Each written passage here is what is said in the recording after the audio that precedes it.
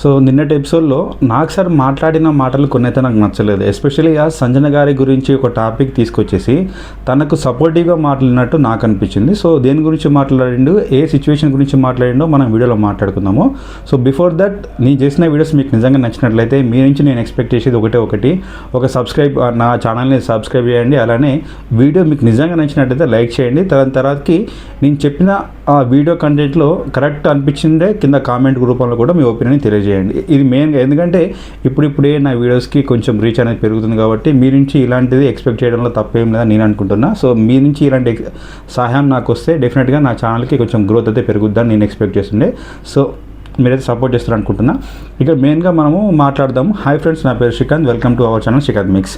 ఇక చెప్పినా కదా స్టార్టింగ్లో నాగ్ సార్ గురించి నాకు కొంచెం మాట్లాడిన మాట అయితే నాకు నిజంగా చెప్పడం నాకు నచ్చలేదు.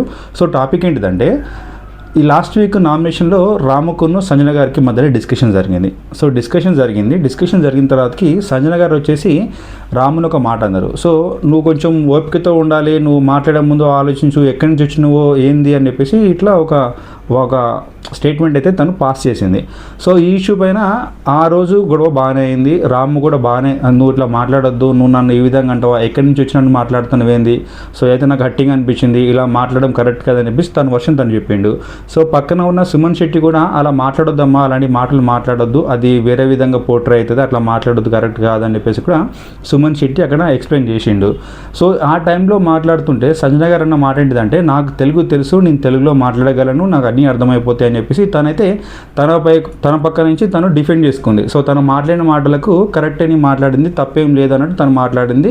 ఇంకా ఏంటంటే ముందు వినో, నువ్వు ఎక్కడి నుంచి అంటే ఎక్కడి నుంచి వచ్చినావో అట్లా మాట్లాడుతున్నావు అని చెప్పేసి మాట్లాడండి. సో దీంట్లో మీకు ఎవరికి అర్థమవుతుంది ఏంటిది? సో ఖచ్చితంగా ఆడొకటి ఫస్ట్ ఎగ్జాంపుల్ ఒకటి చెప్పాలంటే, నేను ఒకరి గురించి ఒక టాపిక్లో అంటే సీరియస్ టాపిక్లో ఉన్నప్పుడు ఒక మాట అంటే అది సీరియస్ టోన్ లెక్కనే తీసుకుంటాము. సో ఫ్రెండ్లీగా మాట్లాడుకుంటూ ఒక ఫన్నీ డిస్కషన్ అనేది, కన్వర్సేషన్ అనేది నడిచినప్పుడు ఎంత పెద్ద మాట అయినా కూడా అది ఫన్నీ వేలే మాట్లాడినప్పుడు ఫన్ వేలేనే మనకు అర్థమైపోద్ది. కాకపోతే ఇక్కడ నామినేషన్స్ అనేది ఏ విధంగా జరుగుతుంది, ప్రతిసారి కూడా ఒక హీటెడ్ డిస్కషన్ అనమాట. ఖచ్చితంగా అంటే పచ్చిగడ్డ వేస్తే బగ్గుమనే విధంగా ఉంటుంది నామినేషన్స్లో, ఇది అందరికీ తెలుసు. సో అలాంటి టైంలో ఏ చిన్న వర్డ్ అయినా కూడా డెఫినెట్గా భూతద్దంలో పెట్టి చూసే ఆస్కారం అనేది పక్కాగా ఉంటుంది.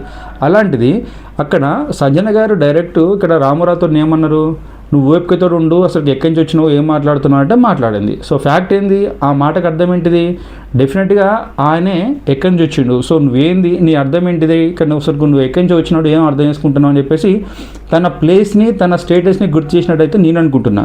మరి మీరేమనుకుంటున్నారు నాకు తెలియదు, కానీ అక్కడైతే ఆ డిస్కషన్ అలాంటిది కాబట్టి సో మాట్లాడే పద్ధతి నేర్చుకో, నువ్వు ఎక్కడి నుంచి వచ్చినావు, సో అలాంటి పద్ధతి నేర్చుకోవద్దు, గిట్ల ఉండాలి గట్ల ఉండాలని చెప్పి చెప్తుంది. అంటే తను వచ్చిన ప్లేస్ కరెక్ట్ కాదన్నట్టే ఇక్కడ నాకైతే అర్థమైంది, చూసే వాళ్ళందరూ కూడా గదే అర్థమైపోయింది. సో ఈ విషయంలో నిన్నటి ఎపిసోడ్లో నాకు సార్ నీకు నచ్చిన వాళ్ళ గురించి కొన్ని బ్యాడ్ క్వాలిటీస్ చెప్పినప్పుడు రామురాతోడు సంజన గారి గురించి మాట్లాడుకుంటూ సరే నన్ను పర్సనల్గా ఇట్లా అనే సార్ అని చెప్పేసి అన్నాడు. ఇంకోటి ఏంటంటే, సో ఫస్ట్ అంటే మనకు సాటర్డే ఎపిసోడ్లో కూడా నాకు సార్ ఇక్కడ రామురాథోడ్ క్యాప్టెన్ అయినప్పుడు తనకు సో అప్రిషియేట్ చేసుకున్న తర్వాత కూడా ఇప్పటి నుంచి చూసుకో రామురాథోడ్, నువ్వు ఎక్కడి నుంచి వచ్చినా కూడా నీకు ప్రతాపం చూపించాల్సిన టైం వచ్చిందని చెప్పేసి అన్నాడు. సో దీని అయితే ఎవరైతే ఇక్కడ నాకు సార్ మార్చలేడు, అలానే ఇప్పుడు ఆ ఎపిసోడ్ ఆల్రెడీ టెలికాస్ట్ అయిపోయింది కాబట్టి దాన్ని ఎవరు చేంజ్ చేసే అవకాశం అయితే ఉండదు, ఆ ఆస్కారం కూడా ఉండదు. అంటే అక్కడ సంజన గారు రామురాతో అన్న పాయింట్ అనేది కరెక్ట్ కా అని చెప్పేసి నాకు సార్ అక్కడ సపోర్ట్ చేసినట్టు ఆ మాటకు. ఎందుకంటే నువ్వు ఎక్కడి నుంచి వచ్చినావో నువ్వు తెలుసుకో, ఇప్పుడు తను టెనెంట్ అయిపోయింది కాబట్టి ఇప్పుడు నీ చేతిలో ఉంటుంది మొత్తం, తనను ఏ విధంగా ఆట ఆడి వచ్చిన ఛాన్సెస్ తనకైతే ఇచ్చింది కదా. అంటే సంజన గారు మాట్లాడిన మాటలు కరెక్ట్ కాదని చెప్పేసి దానికి అర్థము. మళ్ళీ నెక్స్ట్ డేనే మళ్ళీ మాట మార్చేసి, లేదు తను మాట్లాడింది కరెక్టే మాట్లాడింది, సో నువ్వు అర్థం చేసుకునే విధానం కరెక్ట్ లేదని చెప్పేసి మళ్ళీ రామురాతోడికి అగెనిస్ట్గా మాట్లాడడం అనేది నాకు నచ్చలేదు మెయిన్గా. ఎందుకంటే సో ఎక్స్ప్లెనేషన్ ఏ విధంగా ఇస్తుంది అనేది నాకు అసలు చిరాకు దొబ్బించిండే మెయిన్గా.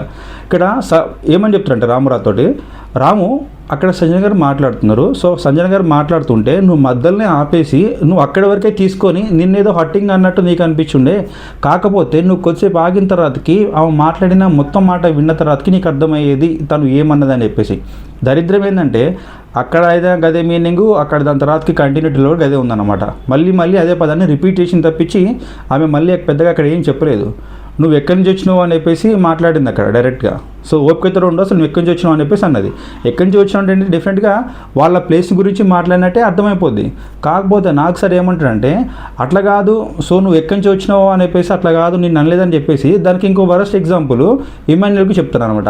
ఇమాన్యుయల్కి ఎందుకంటే ఇమాన్యుయల్ గోల్డెన్ స్టార్ కాబట్టి తనకు ఎగ్జాంపుల్ చెప్తారు. సో ఇమాన్యుయల్ నువ్వు చెప్పు, సో అన్నిటికీ నువ్వే గోల్డెన్ కాబట్టి సో నువ్వే దీనికి ఆన్సర్ చెప్పు, నీ జడ్జిమెంట్ ఎందుకు చెప్పని చెప్పేసి అన్నాడు. సో ఫ్యాక్ట్ ఏంటంటే ఆ రోజు డిస్కషన్లో ఇదే ఇమాన్యుయల్ ఇక్కడ సంజన గారి దగ్గరికి వెళ్ళి చెప్పిండు, అమ్మ నువ్వు అలాంటి మాటలు మాట్లాడొద్దు మమ్మీ, అట్లా వేరే విధంగా పోర్ట్రే అయితే నువ్వు అన్న మాట ఆ విధంగా ఉంటుంది, నువ్వు అనే విధానం అంటే నువ్వు వేరే విధంగా అనవచ్చు అంటే నీకు ఆ ఆలోచన లేకపోవచ్చు, బట్ అట్లా మాటలు మాట్లాడితే ఏమైందంటే డైరెక్ట్గా వాళ్ళని అన్నట్టే అంటాయి. సో ఏంటంటే వాళ్ళని టార్గెట్ చేసినట్టే, సో వాళ్ళ ప్లేస్ గురించి మాట్లాడినట్టే అక్కడ మనకు అర్థమైపోద్ది అని చెప్పేసి కూడా ఇమాన్యుయల్ చెప్పిండు సంజనకి. అదే ఇమాన్యుయల్ తోటి మళ్ళీ ఇక్కడ ఆన్సర్ రాబట్టే ప్రయత్నం చేసిండు నాకు సార్. ఇమాన్యుయల్ నువ్వు జోక్ బాగా చేస్తున్నావు, కామెంట్ బాగా చేస్తున్నావు, ఎక్కడి నుంచి వచ్చినావా అని అంటే దీనికి అర్థం ఏంటిది అని చెప్పేసి ఇమాన్యుయల్ అడిగిండు.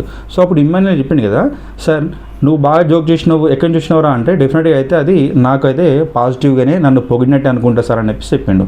ఇది కరెక్టే, ఎందుకంటే నీ కామెడీ గురించి మంచిగా మాట్లాడుతూ చెప్పింది కంటే ఓకే, ఇది కామన్ డిస్కషన్, ఇది ఒక మన ఫన్నీ డిస్కషన్ నడుస్తుంది. అదే హీటెడ్ డిస్కషన్లో అరే ఏంద్రాబాయ్ నువ్వు గిట్లున్నావు, నువ్వు ఎక్కడి నుంచి వచ్చినవరా అంటే డెఫినెట్గా దాన్ని ఏమనుకోవాలి, మనల్ని తిట్టినట్టే, మన ప్లేస్ని కించపరిచినట్టే కదా. ఇక్కడ రెండు రకాలుగా అర్థాలు ఉంటాయి. మనం చెప్పే మాటలు కూడా బాగున్నారా కూడా ఉంటుంది, బాగున్నావా అని చెప్పేసి ఒక వెరైటీగా మాట్లాడడం కూడా ఉంటుంది. అది మనం చెప్పే విధానంలో కూడా తేడా ఉంటుంది.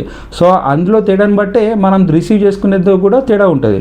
నువ్వు అనే మాట కరెక్ట్గా మాట్లాడితే అక్కడ రామురాతో అలాంటి ఏమంటారంటే దాన్ని ఆ విధంగా తను అనుకోకపోవచ్చు. సో కాకపోతే మళ్ళీ ఆయన అడుగుతూనే ఉన్నాడు ఒకవైపు, మళ్ళీ నేను గిట్లనే మాట్లాడుతా నాకు తెలుసు అని చెప్పేసి అదే మాట రిపీట్ చేసిన తర్వాతకి మళ్ళీ రాము ఇక్కడ మాట్లాడుతున్నాం, అట్లా మాట్లాడదు అన్నా కూడా ఈ మొత్తం డిస్కషన్ అయిపోయాక ఇదే సంజన గారు మళ్ళీ ఇమాన్యుయల్ దగ్గరికి వెళ్ళి అరే నేను తప్పు మాట్లాడినారని చెప్పేసి తననైతే మళ్ళీ క్వశ్చన్ చేయాల్సిన అవసరం లేదు కదా, నువ్వు మాట్లాడిందే రైట్ వర్డ్ అన్నప్పుడు సో నీకు క్వశ్చన్ చేయాల్సిన అవసరం లేదు, అంతలా నీకు తెలుగు వచ్చినప్పుడు మళ్ళీ నువ్వు వీటి గురించి మళ్ళీ రీచెక్ చేసుకోవాల్సిన అవసరం లేదు. సో అంటే నీకు అర్థమైపోయింది నువ్వు రాంగ్ మాట్లాడినట్టు. బట్ ఈ విషయంలో క్లారిటీ ఇవ్వాల్సిన అవసరం నాకు లేదనిపించింది మెయిన్గా నాకు సార్. బట్ అక్కడ క్లారిటీ ఒకవేళ ఇవ్వాల్సి వస్తే డెఫినెట్గా రామరాథోడ్కి ఫేవర్గానే ఉండాలి, అంతేగాని రామరాథోడ్కి క్లాస్ పీకడం ఏంది. సో రామరాథోడ్ అన్న భూతపదం మాట్లాడినా, లేకుంటే రామరాథోడ్ ఇక్కడ సంజన గారి గురించి నీవేంది నీ ఎవరమైందని చెప్పేసి క్లాస్ లేకుంటే స్ట్రేచర్ అంటారు కామన్గా, సో అలాంటి చూపించుకునే ప్రయత్నం చేసిండా. ఇక్కడ ఈమె చూపించింది రామరాథోడ్ పైన, సో నువ్వు ఎక్కడి నుంచి వచ్చినావో అది చూసుకొని మాట్లాడు, ఏంద్రాబాయ్ నువ్వు ఎక్కడి నుంచి వచ్చినట్టు ఈ విధంగా పోర్ట్రే అవుతుంది అక్కడ ఆ టైంలో తను మాట్లాడిన మాటలు విన్న తర్వాతకి ఎవరికైనా కూడా. కాకపోతే ఈ విధానాన్ని ఈ అర్థాన్ని మొత్తానికి నాకు సార్ మార్చేసి ఇక్కడ ఏదో తను నిన్ను పొగిడినట్టు అని చెప్పేసి మాట్లాడుతుండు. నువ్వు అనేది నిన్ను కాదమ్మా, నిన్ను వేరే విధంగా అన్నది అట్లా కాదని చెప్పేసి దానికి సంబంధంలో ఒక ఉదాహరణ ఇమాన్యుయల్తో ఇప్పించేసి మళ్ళీ భరణి గారితో కూడా మళ్ళీ ఎక్స్ప్లెనేషన్, భరణి గారు మీరు ఏమనుకుంటుందో మీ వర్షన్ చెప్పండి అంటే తను ఏమని చెప్పిండంటే సార్ ఆమె అయితే ఏదైనా కూడా వాంటెడ్గా అయితే అన్న మాట అయితే కాదు సార్, నాకు అర్థమైపోయింది సార్ అని చెప్పేసి అన్నాడు. డెఫినెట్గా ఆ మాట అన్న మాట అంటే వాంటెడ్గా అన్న మాట అయితే కాదు. కాకపోతే ఇలాంటి డిస్కషన్లో మనం నోరు జారినప్పుడు ఏమైపోద్ది అంటే అది వాంటెడ్గానా లేకుంటే అన్వాంటెడ్గా వాట్ ఎవర్, బట్ ఒక్కసారి మన నోటి నుంచి అంటే మన నాలుక నుంచి ఒక మాట బయటకు వచ్చినాక అది ఆన్ రికార్డ్ ఉంటుంది. సో దానికి రియలైజ్ అయిపోయి మళ్ళీ వాళ్ళను అపాలజీ అడగాల్సింది పోయి లేదు నేను కరెక్టే మాట్లాడిననే విధానంలో సంజన ఉంటుంది.